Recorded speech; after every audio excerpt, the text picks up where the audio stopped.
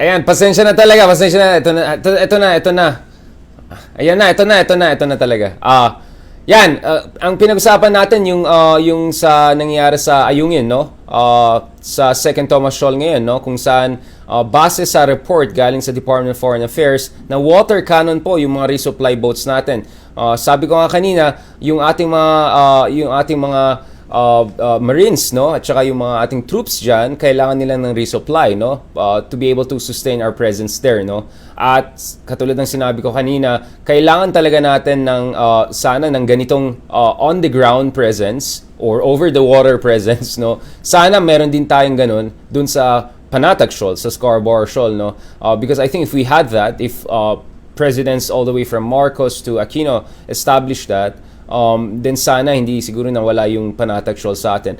But in fairness to President Aquino, after the Scarborough Shoal showdown, he took China to international court. So he did something about it. Although in 2014, meron tayong incident dyan sa Panatag Shoal, sa Second Thomas Shoal, sa Ayungin Shoal, kung saan hinaras tayo, no, hindi pinapayagan na ma-resupply yung ating troops dyan. So actually, American tumulong nun, no, by sending, I think, drones and some warships in the area through over the horizon presence. So medyo tinulungan tayo noong 2014 ng US. So eventually na-lift yung siege on Ayungin Shoal. Now, of course, fast forward to President Duterte saying that if we are meek and humble, I mean, directly quoting him, no?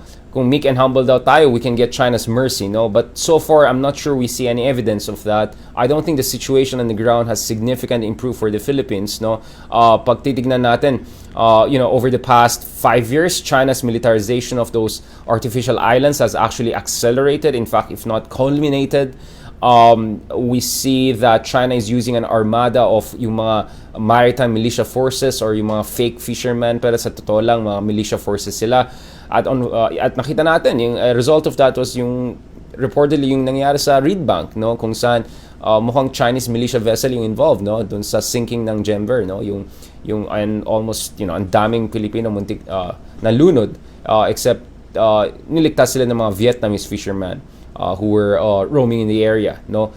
So ngayon, after 7 years, eto na naman tayo, hinaharas na naman ng China yung ating resupply missions dyan sa Ayungin Shoal. At base dito sa nakita natin sa statements ng Department of Foreign Affairs, sabi ko nga, hindi ko mabasa yung statement mismo ni Teddy Boy Locsin kasi block ako sa Twitter, ewan ko sa kanya ng issue niya. Anyways, I don't want to go into that. But this is a very interesting thing. So, na water cannon daw ng mga Chino, no, ating resupply boats. That's a no-no. But this is where it gets interesting, no? So after conveying yung outrage, condemnation, and protest of the Philippines against the incident, sinabi ni Teddy Boy Locsin, no? Ni Teddy Boy, na I reminded China that the public vessel is covered by the Philippine-US Mutual Defense Treaty.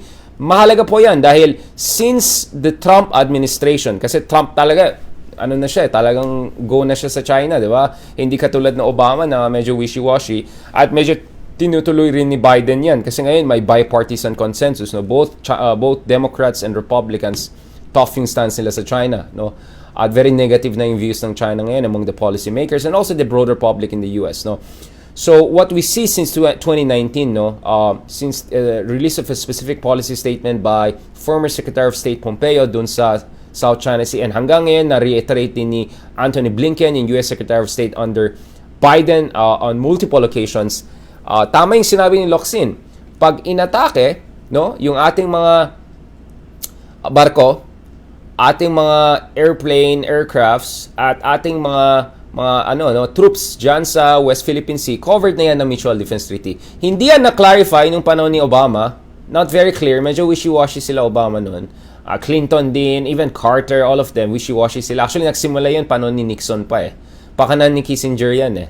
Kasi concern ni Kissinger noong 1970s, maraming marites sa Pilipinas. Concern niya, yung mga marites na yan ay dahil may alliance sila with the US, makikipag-away sila sa ibang bansa. Kasi up until early 1970s, ang lakas ng Pilipinas kumpara sa mga ating mga kapitbahay. Kasi yun nga, dahil sa corruption, dahil sa puro mga kalokohan na nangyari noong 70s and 80s, alam niyo na. And of course, dahil sa war sa Mindanao, talaga nag-corrode yung ating military defensive capabilities na. So unfortunately, Since then, we're still trying to recover pa lang. But of course, kasalanan din na yung mga sumunod na hindi nila inayos yan in time, no? But anyways, the reality is that from Nixon administration under Obama until Obama administration, medyo wishy-washy ang mga Amerikano, no? Hindi sila ganun ka-clear sa kanilang commitment. So there, actually, I agreed with President Duterte in the past. And I'm not surprised that probably some of his people were even reading my stuff in the past where I questioned why US is not very clear dun sa kanilang commitments. Again, I raised this issue dito sa book ko na Asia's New Battlefield, no? So makikita nyo dito, hindi ito haka-haka lang, hindi ito mga attorney Poon style, mga ganun-ganun, na mga blogger comments, no? Ito ay base talaga sa research talaga, no? So in the past, hindi klaro ang Amerika, but beginning with the Trump administration, in particular, a specific statement on South China in 2019 and then reiterated under the Biden administration, pag inatake ng mga Chino yung ating mga barko, ating mga airplanes, aircrafts, at saka troops, pwede ma-activate yan. So it's good of Secretary Locsin to remind China na to not use violence. Now they use water cannon, so just short of shooting at them, but this is very dangerous situation. But we have to remind them. But para sa akin naman, this just shows na talagang yung strategy ni Pangulong Duterte sa China ay, how should I put it? Amateur hour, right? So, I mean, I cannot blame President Duterte. He was like a mayor for a very long time, not much really experience in foreign policy and dealing with world powers, and I'm not sure how well he studied really global politics and all of that. So, maybe he's good as a mayor and all of that, but ibang usapan na yung global diplomacy. Sabi nila, genius daw siya, art of the war daw yung mga style niya. But anyways, kawawa naman si Sonju, di ba? Kung yun ang application ng mga kanyang ideas. I mean, the first thing you have to do, basic art of war, never mind Sonju, kahit yung kay Machiavelli na art of war, or On War ni Clausewitz and mga others. I mean, you don't shoot yourself in the foot. You don't undermine your own leverage, right? So, day one pa lang, in-undermine ni Pangulong Duterte yung leverage natin, no? The arbitration award was never a magic bullet, but it gave us some leverage. Our alliance with the United States was not 100%, but it gave us some leverage, right? And both of those leverages could have been utilized, maximized, and used for the best, no? But for some reason, puro mga love China, puro mga China, be nice to China, China will protect me, I, myself, my feelings, all of that. Here we are. More than 5 years in, patapos na yung term ni Pangulong Duterte, the situation in the West Philippines ay lumala para sa Pilipinas. More harassment, more militarization, right? More Chinese footprint dyan sa contested areas, no? At ngayon, pati yung militia forces nila, pati yung Coast Guard nila, even yung Navy nila, inaharas tayo, no? Over the past few years, no? Yung last year na nga nag-complain yung AFP, di ba, na parang tinutukan ng laser daw yung isang warship natin na dumadaan dyan sa West Philippine Sea on a routine patrol. So I think this is related dun sa pinag-usapan natin kahapon na alam ko na siguro para sa maraming tao yung foreign policy is not a priority, but we have to sana elect leaders who have some basic sense of national dignity, basic sense of international politics, at hindi yung purong love lang sa mga bansa na clearly they're not acting in ways that is mutually beneficial, right? Maybe Duterte has been beneficial to them, but I'm not sure they have been beneficial to the Philippines' national interests as far as the West Philippine Sea is concerned, no? Over the past few years. Just to be fair, I think President Duterte was correct to say we have to reach out to China. I think it's right to try to find a mutually beneficial relationship with China kung saan if we can get talaga, hindi yung yung pangako lang na wala naman nangyayari, no? Katulad ng mga billions na daw na invest daw nila, big ticket infrastructure investment, nasaan na, diba? Hindi naman ganun, but I think if we negotiate things well, hopefully in the future, we might have a more cooperative and mutually beneficial relationship with China. But dapat hindi tayo mahina, both psychologically, at the same time in terms of our diplomatic posturing, and also in terms of our capabilities, no, defensive capabilities. Kaya nga mahalaga yung arbitration award natin, yung allianza natin with the US, among other things. We leverage them properly. We don't say walang saysay yan. Hindi tayo bara-bara na mag-abrogate ng visiting forces agreement dahil na walang visa si ganyan, no? si Bato, no, or something like that, no. Sana wala nang ganun, no. So kung sino maging next president natin, we have a proper understanding of the situation on the ground, no. And words matter, especially in foreign diplomacy, international diplomacy. And actually, for anyone familiar with basic international law, words of a head of a state actually can have legal implications. So yung mga sinasabi na, oh, you have to understand the context, the culture, blah, blah, blah, blah, blah, blah. You know what? The world doesn't have time to try to go to the bloggers of Pangulong Duterte and try to understand the spin or whatever. No. When President Duterte says something that is clearly inimical to what the Philippines should be saying on international affairs, that's not good, right?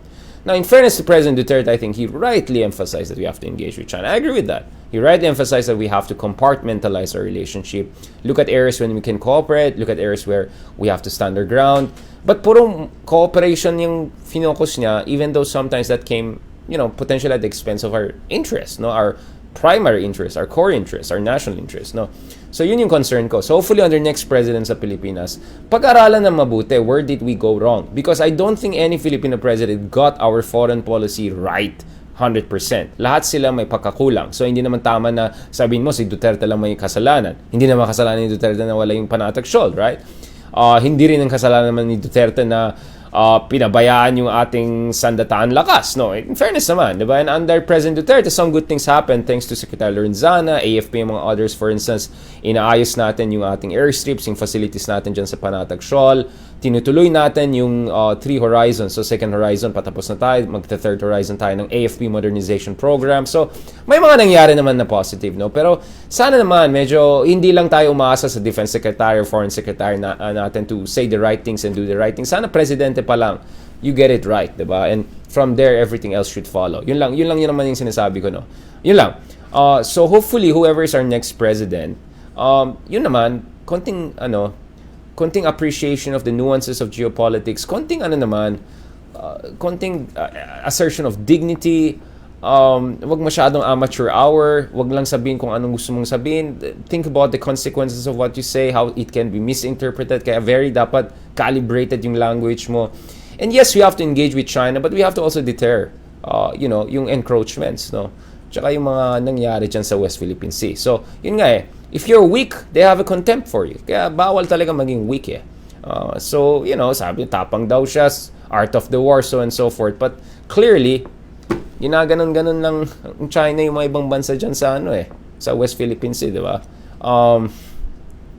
At least yung Vietnam medyo lumalaban. At least yung Malaysia to a certain degree nagpo-push back. Not maybe verbally as much, but in terms of their defensive capabilities, they're working on that. Of course, Taiwan, alam natin saan where they stand on things, diba? So yun lang. Even Indonesia, nakikita natin na yung sa overlapping area ng North Natuna Sea, they're pushing back, no, against China. And recently, Jokowi of Indonesia put in charge a Harvard graduate general to deal with this issue, no, para to make sure na yung mga Chinese will not encroach further into Indonesian waters in the North Natuna Sea. Kasi ang labo yung demarcations and coordinates of the 9-dash line.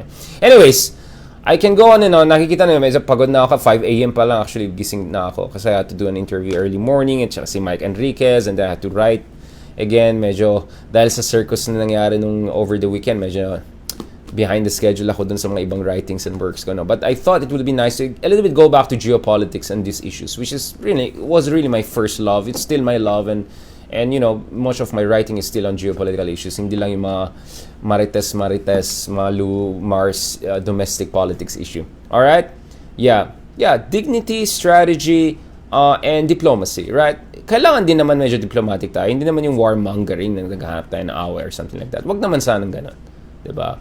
Yeah, magpapatutor.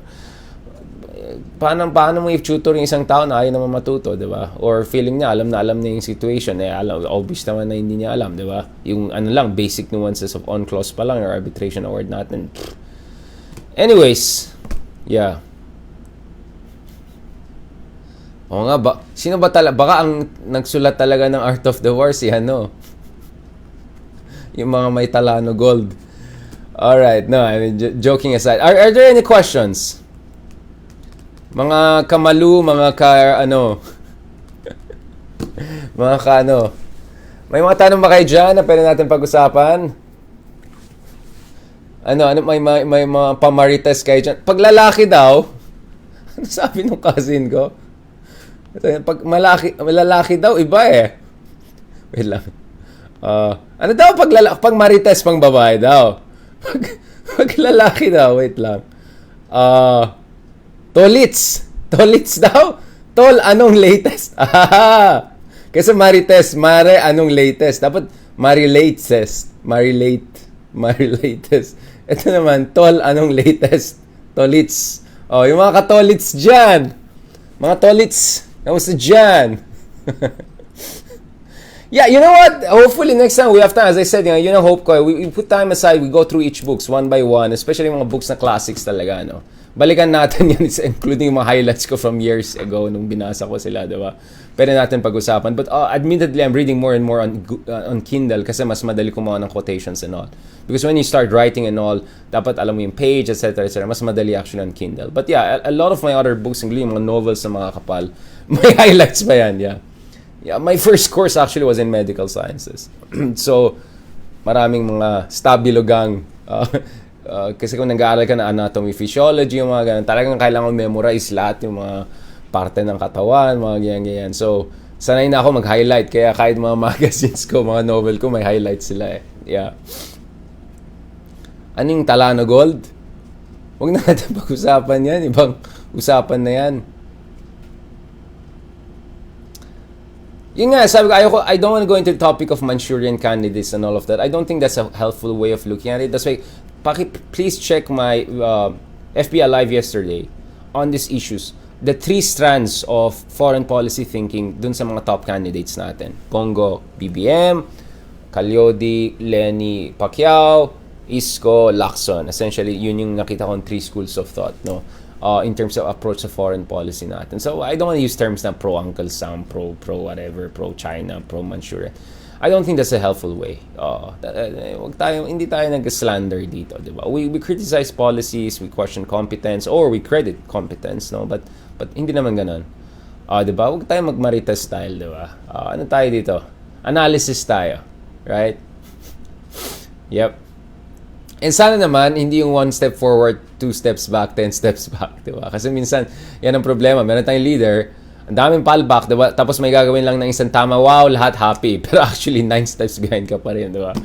I'm not sure that helps the situation, right? We can talk about actually Taiwan separately. I just hope to finish the chapter on Taiwan. Tapos ko yung China part, ngayon analyze ko yung US part, all the way from Truman, Eisenhower, all the way to Biden, and hopefully the third part I'll discuss yung domestic politics ng Taiwan, right? Yung the Greens, the Blues, yung tensions, DPP, Kuomintang, etc. Yeah. Nakita pagod na ako eh.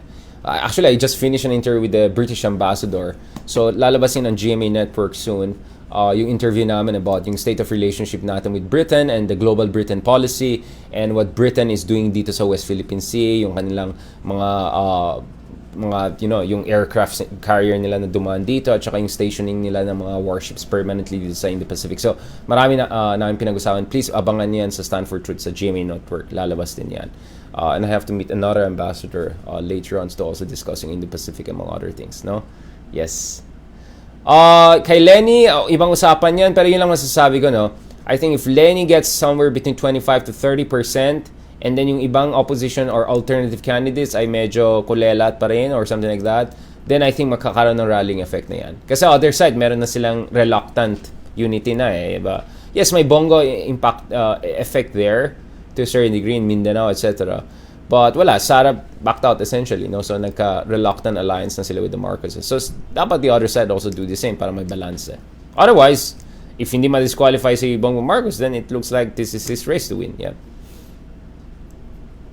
Yan, Ed, shout out. Copies, yes, actually, KMT. Andun sila. May party sila. Yeah. Sila yung party ng former president, mind you. And meron silang, they're active in the elections and all of that, yeah. Sila yung medyo more pro or friendly to China party now, ironically, right? Yung DPP yung medyo pro-independence. But of course, may thousand shades of pro-independence din eh. Ayan. Ano daw? Sino? Aljun. Yan. Shout out. Kamusta kay Jan? Medyo lobat na ako, no? Kahit talagang minsan, kahit talagang there is the will, pero pag wala na, matanda ka na talaga. Pag pagod ka na, 5 a.m. pa lang, wala na eh. Tapos talagang todo ako kanina, na-miss ko rin si kapusong Mike Enriquez eh. Tanong siya ng tanong, energy ako. So, sa 8 a.m. pa lang, wala na. So, yon. Meron sa Shopee yung book ko, Joy? I don't think so. Meron ba? Baka yung Anvil republication yung meron. Oh. Pero meron yan sa Amazon, eBay, lahat meron yan, yung mga books ko. Oh, at least 4 yan. Yung single authored. Pero meron din yung mga hindi single authored na pwede mo hanapin online. Yeah. 12 years more of what? Of Duterte and Marcos? 12 years lang? Kulang pa, sabi nung supporters nila, di ba? Shopee talaga. Andyan na yung MOA Globe. Yan yung mga globe. Ikaw talaga. Ano na? Nahanap na yung mga globe? Ano ba yan? Grabe, hindi healthy yung cobra. Delikado yan. O, kasi biglang bababa yung energy mo. Wag nung ano yan. Delikado yan. Kasi yung mga taxi driver, kinakausap ko dati parati yan eh. Pag dati taxi ako ng taxi nung nung layo na kasi ng bahay ko dati eh. From UP, kung saan ako nag-aaral. Wala dito. Sa Amazon nyo check, or eBay, among others. Andyan yan for sure. Makakatulong pa ba ang mga celebrity endorsement? I'm not sure. Si Tatay ba, ilan ba yung celebrity endorsement niya? Yung talagang A-list, Parang wala no? Pero nanalo pa rin siya. So, it depends. But it seems Lenny is gaining some ground dahil marami artista behind her. Especially artistas from Force again. Yeah. Why is Comelec allowing BBM to have an extension? Wala naman yung yung decision na i-extend yung hearing or whatever dun sa DQ. Hindi ako election lawyer, so I have to research on that pa and ask yung mga election lawyer expert. Hopefully sa Project Pilipinas namin, we're gonna invite an expert, a legal expert, to discuss this issue. Hinintay ko lang kung okay na siya. Once na maging okay yan, i-interview namin siya. So, hopefully magkakaroon kami ng mga specific answers dun sa key provisions. And of course, in law, interpretation is everything. And of course, who interprets and who's in charge is also important. So, lahat ng mga factors na we have to take in consideration. Both political factors and also the legal nitty-gritties. Yeah. Any questions? Other questions? Robert, si Kamet. Sinasabi ko lang yung trend lines. Kayo naman. Hindi ako nag-endorse or anything like that. Thanks, sorry. Actually, pagod tayo eh. Hindi nga ako vlogger mode, Medyo pagod mode Daddy mode ba yan? Yung ba yung term nun? Title ng book ko, actually, pag Google nyo yung Richard Hayden, lalabas yan. Ito, yung isa the Indo-Pacific. Parang mirror effect, no? Lagyan lang, the Indo-Pacific Haydarian. Lalabas yan. Lagyan lang sa Google yung name ko. Lalabas lahat yan. Asia's New Battlefield. Ito yung Philippine edition. Meron yung UK edition rin with Bloomsbury. Parang out of stock na to kasi ubus na yata Nung first year pa lang yata, out of stock agad. Dami bumili Back in 2016, yeah. Pinakamagandang approach sa West Philippine Sea to really simplify it, no? Katulad ng sinabi ng ating kaibigan at saka yung ambassador natin sa China, si Chito Santa Romana, you need to combine deterrence and engagement. Hindi yung pwede deterrence, hindi pwede yung engagement. Hindi pwede yung purong love, or hindi pwede yung hate. You have to combine the two properly. Katulad ng relationship, diba? Hindi naman pwede yung parating yes ka lang sa partner mo. You have to draw the lines, no? And sometimes naman, kung puro ka naman selfishness, wala rin mangyari. So you have to combine that, right? So you really need someone who has some degree of familiarity with foreign policy and the nuances of Chinese foreign policy and yung also South China Sea disputes and all of that. Yun ba yung Joy binili mo? Yung blue? So meron pang copies? Okay, maraming salamat for buying that. 75 stars pa lang. Wala na ako pang ngayon. Mag-commute sana ako ngayon. Papunta na ako sa next meeting ko Wala na yata tayo pa commute today Kinuripot niyo na ako RJ, am I a journalist? Well, depends on how you define a journalist, but I'm a columnist, right? So as a columnist and someone who co-hosted the program on TV and all, yeah, you could say I'm a journalist. But I'm not, but how do I say it? But I'm primarily, how should I put it? I know it sounds pretentious, but the old terms for that was really public intellectual, you know? Because, you know, I have one foot in the academe, I have one foot in the think tank world, I have, well, another, one hand in the media, etc. So, hindi ako either or. I try to cover. And now, of course, vlogger. Vlogger tayo ngayon. So, alam na this. Alam na this. Vloggers. Ayan. Thanks, Leonard, for ating, pang, ano natin mamaya? Pang, ano natin? Alam mo na, pang, pagod na ako talaga. Pang, ano natin? Taxi. Ano ba? Ano ba, Mars? Ano mga natin dyan? Mga kamalu. Gusto ko malu eh. Ayoko yung Marites and Mars. Gusto ko malu. Gusto ko yung malu eh. Ano yung RFHG? Ano yung G? Honey, honey as in not honey. Honey liwa. Ano po yung RFHG? Ano yan? Yan. Yung kay Marcos pag-usapan natin separately. November 26 daw dapat yung ano, di ba? Tingnan natin kung ma-delay na naman yan. Nako, may plot twist na naman siguro yan. So, tingnan natin ngayon. Pag-usapan natin yung issue na yan. Pichi, I started actually in medical courses, but eventually I shifted. Nag-pulse ako sa UP Diliman. Yeah.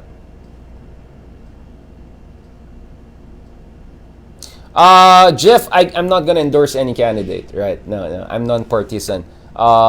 It's in my contracts, right? I cannot endorse anyone. But you can see, anong ayoko, di ba?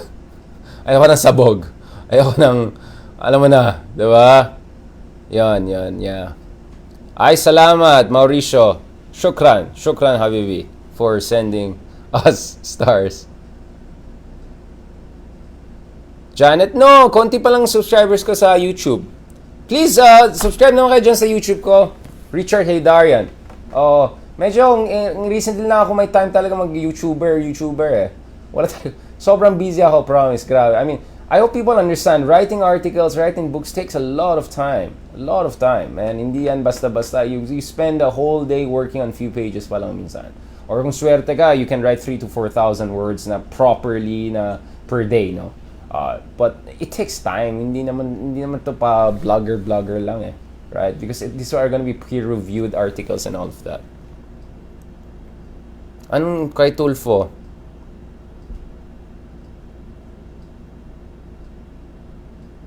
Basta ang gusto kong candidate ay si...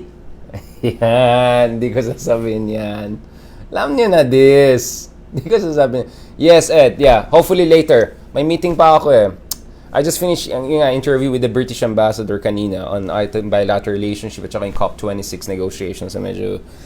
but I have another meeting with another ambassador later and I have to discuss foreign policy issues and Indo-Pacific issues. Yeah, so hopefully. And then... magpahinga na ako afterwards, hopefully then I have to work again early morning. Yeah. Maraming salamat. Thank you very much, guys. I know medyo mas boring ako today. Pasensya na talaga. Please, yun na. Daddy na eh. Matanda na eh. Hindi na ako 20s. Alam mo yung 20s, 4 hours tulog lang. Fresh ka na paggising mo ngayon. Wala. Kung walang 8 hours sleep, talagang kulang eh. Kahit anong kape ko, wala. Mahina na talaga. Yan, sige. Pero cute pa rin naman daw. Tanungin ko si Mami. Alright. Ano pa dyan? May tanong ba kayo kay Papa Richardson? Papa Jackson? Meron ba kayo dyan? Thank you very much everyone for really wag naman tayo ganun, guys. Hindi tayo mag-bash ng mga candidates dito. Hindi tayo ganyan. No, hindi tayo ganun. Kamusta po, Marites from Dubai? Wassalamualaikum. Senatorial balls, si Gibo, medyo mababa yating numbers niya, di ba? Kita mo from number 18, Trillanes onwards, ang laki na ng gap eh. Parang 3-4 million na. So, medyo mahirap yata umabol eh. But let's see. Uy, Ani anong sinasabi mo dyan? Uy, may mga personal questions na ito na naman. Nabasa ko ba lahat ng mga libro? As much as possible, yeah. But yung iba, read the Kindle and then binili ko yung print copy. Actually, these are just some of the books. Ang dami pa dito. All here is like punong-puno ng books lahat. Ito po yung aking collections. Yan ang gusto ko. Wala, hindi naman tayo nagigimik. Ilocano naman tayo. Hindi naman tayo nagagastos ng hindi basta-basta lang, di ba? So, yan ang mga natin. Investment po natin, mga libro. Alam mo na this. Yan. Uy, Jenny, wag mag-fishing. Wag ganyan. Robert, nga mabalin nga.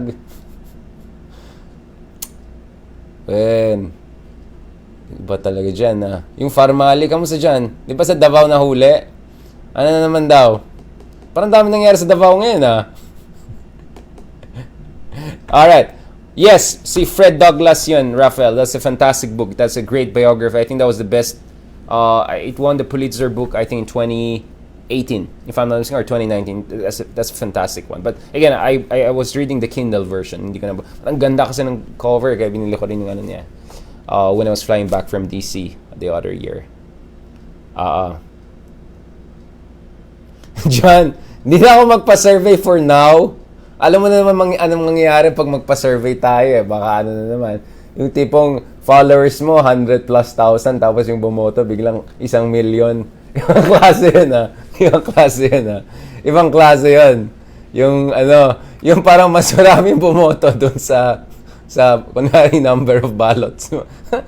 Ibang klase yun. Ano yung bansa mo? 50 million population ay bumoto, 500 million bigla. Alam na this. Wen, Steven. Musta dyan, Kapsat? Baler Aurora. Yes. Musta dyan? Sikat mga Davao. Di ba meron yung pro-Lenny group din sa Davao ngayon? Davaoenos for Lenny. Shout out dyan, John from Iloilo. Ayan na, alis na talaga. Shucks. Late na ako. Sige guys. Wala ako driver. Kailangan sana yung traffic hindi sobrang malala. God bless. Thank you very much. Pasensya na. Medyo tumagal to kasi gusto kong bumawi kasi alam ko medyo mahina ang pasok Pero feeling ko dapat ganun na Kahit hindi ako super energy, kung kaya kahit konti lang everyday, Para medyo tuloy-tuloy ang conversation natin. Oo, salamat. Uy, pa-arbor naman agad. Alam mo yung mga pa-arbor na may mga libro akong pina-arbor, hindi na bumalik yan. Yung tao mismo ay hindi na bumalik. Never mind yung libro. Hindi na sila Grabe, Paul! Talagang Italian suit ang kailangan. Hindi pwede lang. Suit na made in lang. Grabe naman kayo. Huwag tayo masyadong pa Italian suit. Baka mabash na naman tayo. Ano lang tayo dyan? Mga sales suit. No? Salamat. Thank you very much. Talk to you guys again. And salamat dun sa mga nagbigay ng star. I really appreciate this. Every piso counts, right? Parang Bernie Sanders every dollar counts, no? Dapat ganun ang ating mindset, no? Kaya maraming salamat sa mga nagbigay ng stars. Kahit yung mga hindi nagbigay ng stars, maraming salamat na nanonood kayo. Hindi pa naman tayo full-time vlogger, so hindi pa tayo magzazalora dito. Pero siguro mamaya, pag gusto niyo na magandang skin, ito ang bilhin niyo. Pag gusto niyo na mga, yan. Wala pa tayo dyan. Wala pa tayo sa level ng, Zalora Shopee level. Alright? Okay. Maraming salamat. And yes, maayong hapon. Marigold. God bless you. Maayong hapon. Magandang hapon. Buenos dias. Almost malapit na buenas noches. Yon. And shukran. Shukran to our brothers and sisters, OFW heroes dyan sa Jeddah, sa Saudi, sa Dubai, sa Qatar, right? In the Middle East, Gitnang Silangan, mga friends natin dyan sa Hong Kong, sa Winnipeg, Canada, Australia, United Kingdom, United States of America, Estados Unidos, right? Yung mga friends natin dyan, maraming salamat dyan. Vincent, kasal mo sa November 25, God bless you. Ang regalo ko sa iyo ay my best wishes, right? Yan, it matters. Please, don't take it, cherish it, right? Mamaya na, pag medyo dumaming stars natin, baka makabili ako ng konting gift sa inyo. Alright? Maraming salamat. And see you guys soon. God bless. Thank you.